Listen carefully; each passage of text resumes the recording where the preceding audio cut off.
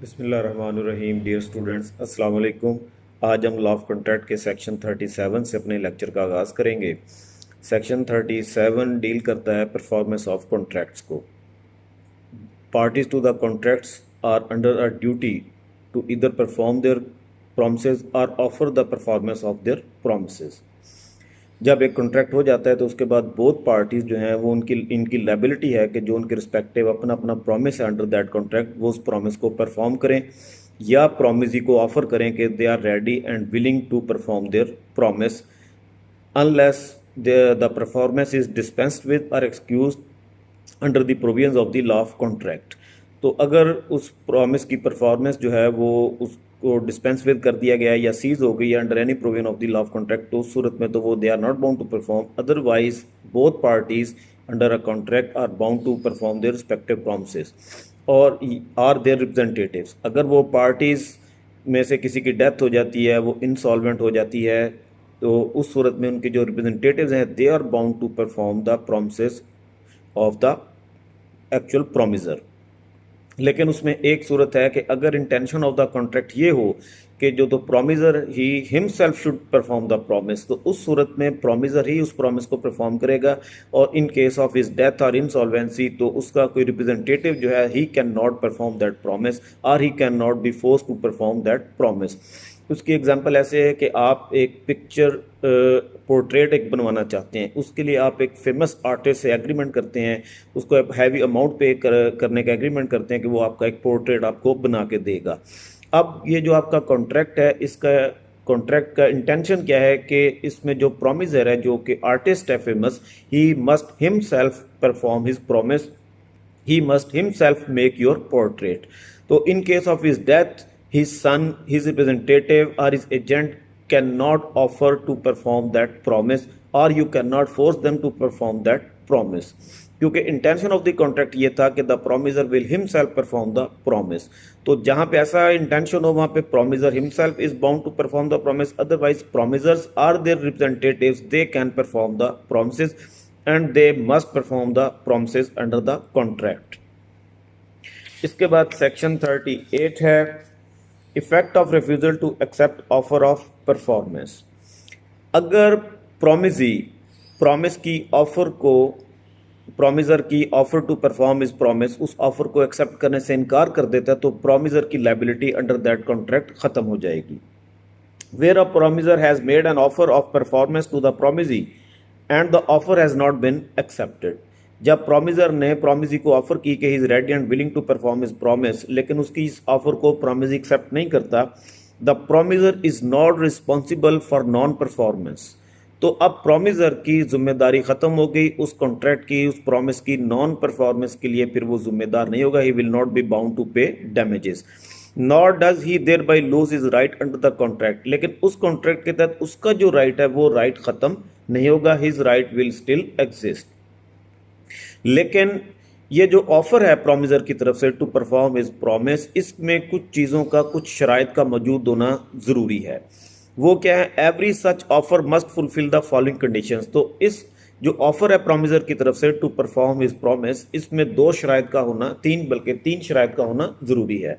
Number one तो ये है कि इट मस्ट बी अनकंडीशनल, उसमें कोई इफ एंड बट, कोई नई शर्त कोई नहीं लगाई जाएगी। It must be unconditional. Second है it must be made at a proper time and place. अब ये जो प्रोमिसर की तरफ से ऑफर है टू परफॉर्म हिज प्रॉमिस, ये ऑफर एक मुनासिब टाइम और जगह पे होनी चाहिए। अब अगर आपने किसी आदमी से, किसी ताजर से आपने कुछ सामान मंगवाया है और वो ताजर आपको रात के 1 बजे फ़ोन करके कहता है कि मैं आपको आपके सामान की डिलीवरी दे रहा हूँ, आप फ़ौरन इसको रिसीव करें। अब रात के 1 बजे ना तो आपका वेयर हाउस खुला है, ना आपके पास लेबर अवेलेबल है, you can not accept that offer. तो जो ऑफर है प्रोमिसर की तरफ से, that must be as a reasonable time and at a reasonable place. And under such circumstances that the person to whom it is made may have a reasonable opportunity of ascertaining that the person by whom it is made is able and willing there and then to do the whole of what he is bound by his promise to do। और उसके साथ promisee के पास इतनी opportunity हो कि वो इस चीज़ को मेक श्योर कर सके कि प्रोमिसर जो है वो एक्चुअली रेडी भी है और विलिंग भी है अपना प्रॉमिस परफॉर्म करने को, और वो अपना मुकम्मल प्रॉमिस परफॉर्म कर रहा है, और जो उसका प्रॉमिस है, जो चीज़ उसने आपको डिलीवर करनी है, जो काम उसके ज़िम्मे है, वो एन उसी काम को उसी तरीके से करने के लिए वो रेडी भी है, विलिंग भी है, और इस पोजीशन में भी है। प्रॉमिसी को पास इतनी मोहलत होनी चाहिए कि वो इस चीज़ का तयन कर सके। Number third, if the offer is an offer to deliver anything to the promisee must have a reasonable opportunity of seeing that the thing offered is the thing which the promiser is bound by his promise to deliver। और अगर वो कोई चीज़ deliver करने का promise है तो promisee के पास इतनी अपॉर्चुनिटी होनी चाहिए कि वो ये सर्टेन कर सके कि जिस चीज़ का प्रॉमिस किया गया था डिलीवर करने का, कॉन्ट्रैक्ट के मुताबिक ये वही चीज़ डिलीवर की जा रही है, उसी क्वालिटी की है, उसी क्वांटिटी की है, और according to the terms and conditions वो चीज़ उस मयार पे पूरा उतरती है। तो इतना सर्टेन करने के लिए प्रॉमिसी के पास टाइम होना चाहिए। उसकी एग्जांपल मैं आपको पहले दे चुका हूँ कि कोई ऑड आवर्स में या किसी अब पब्लिक हॉलीडे है, उस दिन तमाम मार्केट्स बाजार बंद हैं, कोई लेबर अवेलेबल नहीं है, और आपको प्रॉमिसर कहता है कि मैं आपको इस वक्त अपने ये जो प्रॉमिस है परफॉर्म करने के लिए तैयार हूँ, I am ready to deliver you the goods, लेकिन आपके पास ना तो इतनी अपॉर्चुनिटी है कि आप उसको रिसीव कर सकें, ना आप उसको देख सकें, जज कर सकें। तो इस सूरत में ये जो offer of the performance of promise है प्रॉमिसर की तरफ से ये वैलिड नहीं होगी, और आपकी तरफ से इनकार की सूरत में उसकी जो लायबिलिटी है वो ख़त्म नहीं हो जाएगी।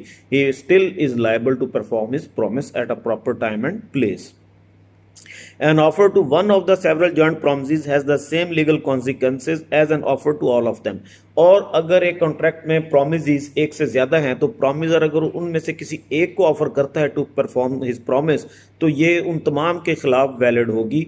इट मीन्स कि एक को ऑफर करने का मतलब है he has offered all of them to perform his promise। इसके बाद सेक्शन 39 है effect of refusal of party to perform promise wholly. When a party to a contract has refused to perform or disabled himself from performing his promise in its entirety, the promisee may put an end to the contract unless he has signified by words or conduct his acquiescence in its continuance। जब promiser अपनी मजूरी का इजहार कर दे to perform his promise, या वो इनकार कर दे टू परफॉर्म हिज प्रॉमिस, या तो इस लायक नहीं रहा कि अपना प्रॉमिस परफॉर्म करे, या उसने इनकार कर दिया अपना प्रॉमिस परफॉर्म करने से, तो उस सूरत में प्रॉमिसी के पास ये हक हासिल हो जाता है कि वो उस कॉन्ट्रैक्ट को ख़त्म कर दे। या लेकिन अगर उसने अपने वर्ड्स या कंडक्ट के ज़रिए अपनी रजामंदी का इजहार कर दिया कि वो इस कॉन्ट्रैक्ट को इवन देन कंटिन्यू करने में वो रजामंद है, उसको कोई एतराज़ नहीं है, तो उस सूरत में वो कॉन्ट्रैक्ट कंटिन्यू करेगा। इसकी मिसाल ऐसे है कि ए जो है वो बी के साथ एक एग्रीमेंट करता है। बी एक सिंगर है, ए क्लब का मालिक है। बी ने ए के क्लब में हर रात एक गाना गाना है। अब उसमें और एक हफ्ते का उनका एग्रीमेंट हो जाता है।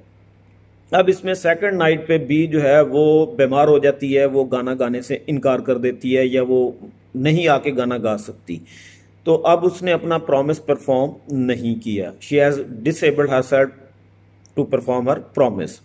अब वो थर्ड नाइट पे आके गाना गाने के लिए आती है, तो अब यहाँ पे ए को या राइट हासिल है या तो इस कॉन्ट्रैक्ट को कैंसिल कर दे, इसको ख़त्म कर दे, he can put an end to the contract. लेकिन अगर वो उसको गाना गाने की इजाज़त दे देता है, उसको मना नहीं करता गाना गाने से, तो ये उसका कंडक्ट क्या है कि he has shown his acquiescence in continuous of the contract. तो इस सूरत में फिर कॉन्ट्रैक्ट कंटिन्यू करेगा। और वो जो उसका जो ब्रीच है, जो एक रात के लिए उसने अपना वो प्रॉमिस परफॉर्म नहीं किया, उसके लिए ही कैन क्लेम डैमेजेस। इसके बाद सेक्शन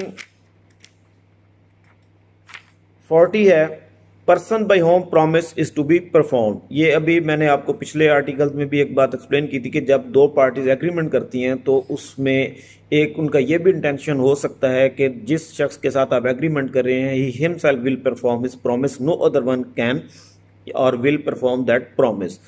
तो अगर पार्टीज का ये एक्सप्रेसली या इम्प्लाइडली ये इंटेंशन था उस कॉन्ट्रैक्ट में कि the promiser will himself perform his promise, so then in that case only the promiser can perform that promise, no other one can perform that promise।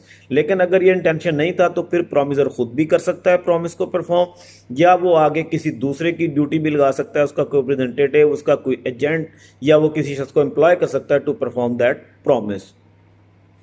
जैसे मैंने आपको एग्जांपल दी थी पोर्ट्रेट वाली, तो वहाँ पे जो आर्टिस्ट है he must himself perform his promise.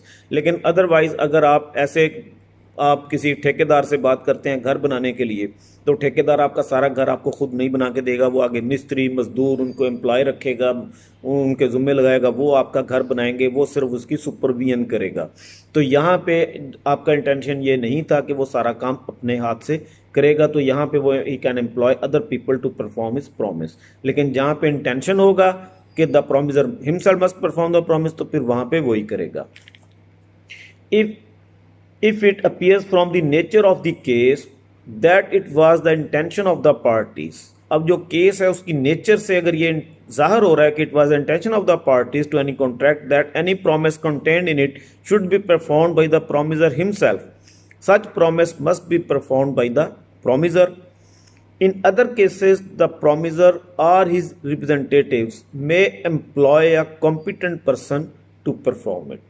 तो बाकी तमाम केसेस में प्रॉमिसर जो है वो किसी या उसके रिप्रेजेंटेटिव किसी दूसरे शख्स को एम्प्लॉय कर सकते हैं टू परफॉर्म दैट प्रॉमिस। जैसे मैंने अभी आपको एक ठेकेदार की मिसाल दी थी कि वो आपका घर बनाने के लिए कुछ मिस्त्री कुछ मजदूर वो आगे एम्प्लॉय रख लेगा। नेक्स्ट है जी section effect of accepting performance from third person. अगर प्रॉमिसी किसी थर्ड पर्सन से उसकी परफॉर्मेंस ऑफ द प्रॉमिस को एक्सेप्ट कर लेता है तो आफ्टरवर्ड्स वो प्रॉमिसर को मजबूर नहीं कर सकता कि वो promisor himself perform it. When a promisee accepts performance of the promise from a third person he can not afterwards enforce it against the promisor. तो जब प्रॉमिसर उसको ये एम्प्लॉय करता है थर्ड पर्सन को टू परफॉर्म द प्रॉमिस और promisee उसको accept कर लेता तो afterwards he can not force the promisor to perform that promise himself. Next section 42 है डेवोल्यूशन ऑफ जॉइंट लायबिलिटीज। जब किसी कॉन्ट्रैक्ट में पार्टीज एक से ज़्यादा प्रॉमिसर जो हैं वो एक से ज़्यादा हों और उनमें से कोई एक प्रॉमिसर अपना प्रॉमिस परफॉर्म ना करे तो दूसरे प्रॉमिसर को तमाम प्रॉमिस मुकम्मल परफॉर्म करना पड़ेगा। When two or more persons have made a joint promise then unless a contrary intention appears from the contract. अगर कॉन्ट्रैक्ट से ये वाजे हो रहा है कि हर शख्स ने अपने अपने हिस्से का पार्ट अलग-अलग अदा करना था, दूसरा उसकी जगह पे अदा नहीं करेगा पार्ट, तो फिर तो उस इंटेंशन के मुताबिक हर प्रॉमिसर अपने हिस्से की जिम्मेदारी अदा करेगा। लेकिन अगर उस कॉन्ट्रैक्ट से ऐसा कोई इंटेंशन जाहिर नहीं हो रहा था और जॉइंट लायबिलिटी थी प्रॉमिसर्स की, उनका जॉइंट प्रॉमिस था, तो उस सूरत में all such persons during their joint lives, तो जब तक वो तमाम लोग जिंदा हैं वो तमाम उस प्रॉमिस को परफॉर्म करेंगे। And after the death of any of them, और उनमें से अगर किसी एक की डेथ हो जाती है तो उसका रिप्रेजेंटेटिव और सर्वाइवर्स यानी जो बाकी अभी प्रॉमिसर जिंदा हैं उनके साथ मिलकर मरने वाले का वारिस रिप्रेजेंटेटिव, जो बाकी प्रॉमिसर जो जिंदा हैं सर्वाइवर्स उनके साथ मिलकर वो उस प्रॉमिस को परफॉर्म करेंगे।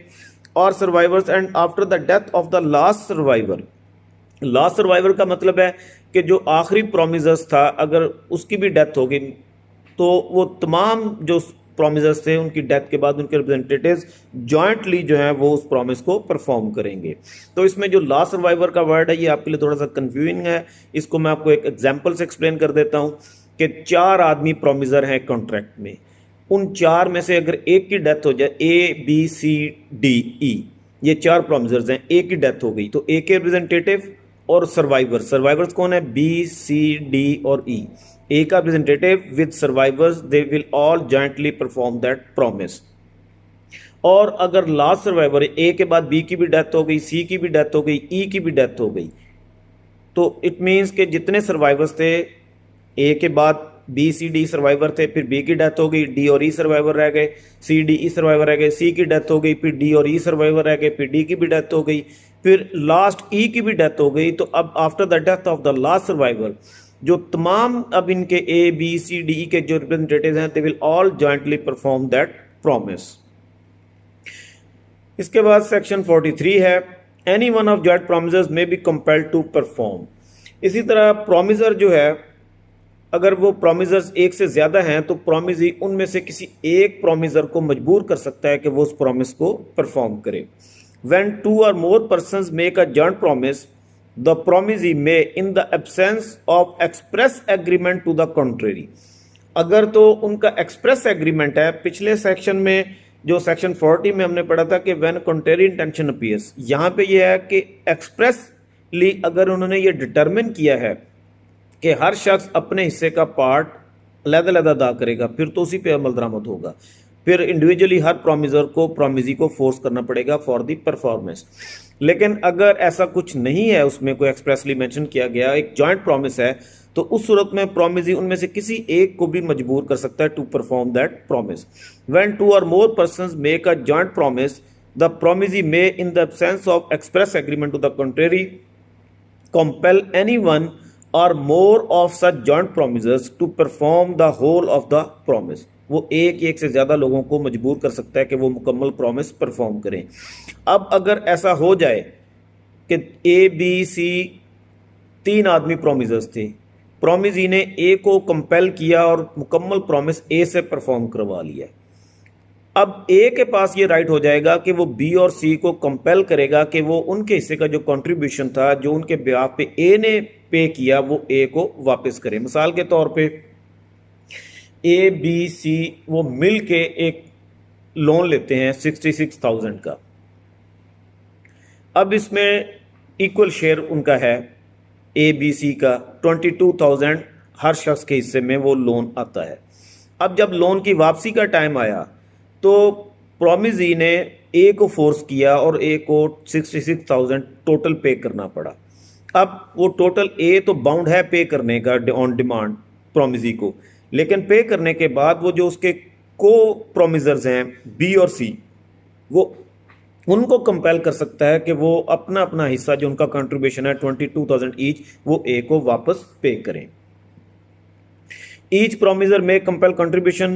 Each of 2 or more joint promisers may compel every other joint promiser to contribute equally with himself to the performance of the promise unless a contrary intention appears from the contract। Maswa इसके कि उस contract से उससे कोई contrary intention appear हो रहा हो तो फिर उसके मुताबिक होगा, अदरवाइज जो प्रोमिजर प्रॉमिस परफॉर्म करेगा मुकम्मल, वो अपने बाकी को प्रोमिजर्स को कंपेल कर सकता है टू कंट्रीब्यूट इक्वली।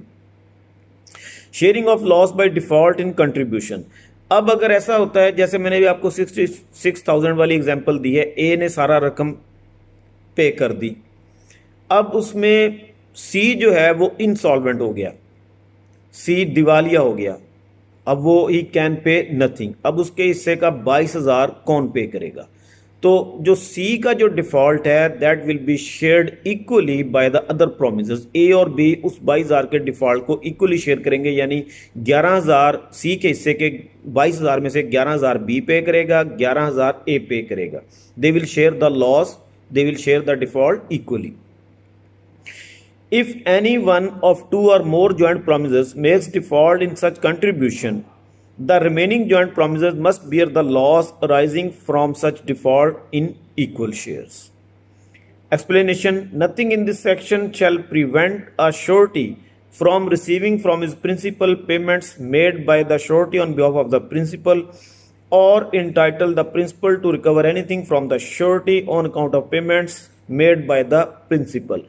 ये हम आगे चल के पढ़ेंगे contract of guarantee and contract of surety. Contract of surety होता है, ये आम पब्लिक लाइफ में भी हम देखते हैं कि अगर आप एक जगह से लोन ले रहे हैं तो आपका कोई आप जमानती साथ लेके जाते हैं जो आपकी ज़मानत देता है कि अगर आप लोन वापस नहीं करेंगे तो आपका ज़मानती वो लोन वापस करेगा, उसको कहते हैं श्योरिटी। और प्रिंसिपल कहते हैं जो लोन लेने वाला है, उसके लिए वर्ड यूज होता है प्रिंसिपल डेटर।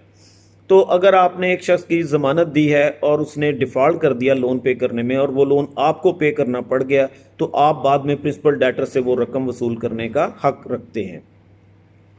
इसके बाद नेक्स्ट सेक्शन 44 है effect of release of one joint promisor. अगर प्रोमिजी जॉइंट प्रोमिजर्स हैं उनमें से किसी एक को रिलीज कर देता है फ्रॉम हिज रिस्पॉन्सिबिलिटी, तो एक को रिलीज करने से बाकी जो प्रोमिजर्स हैं वो रिलीव नहीं होंगे, उनको मुकम्मल प्रॉमिस परफॉर्म करना पड़ेगा। और प्रॉमिस परफॉर्म करने के बाद जो उन्होंने अपने पार्टनर के हिस्से का प्रॉमिस परफॉर्म किया वो उससे क्लेम कर सकते हैं, अदर चे के प्रोमिजी ने उसको रिलीज कर दिया था।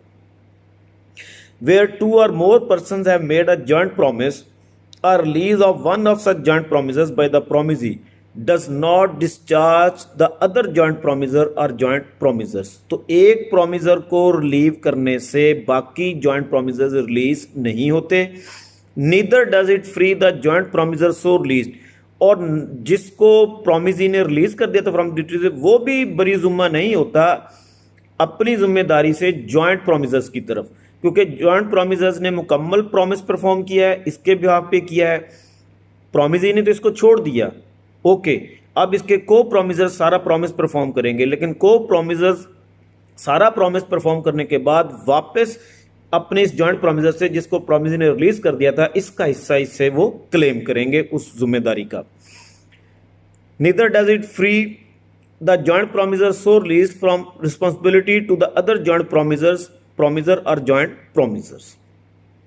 आज के लिए इतना काफ़ी है। इस लेक्चर को सुने, इन सेक्शंस को पढ़ें, और अगर कोई बात समझ नहीं आती तो व्हाट्सएप ग्रुप में मैसेज करके आप मुझे पूछ सकते हैं। Thank you very much. अल्लाह हाफिज़।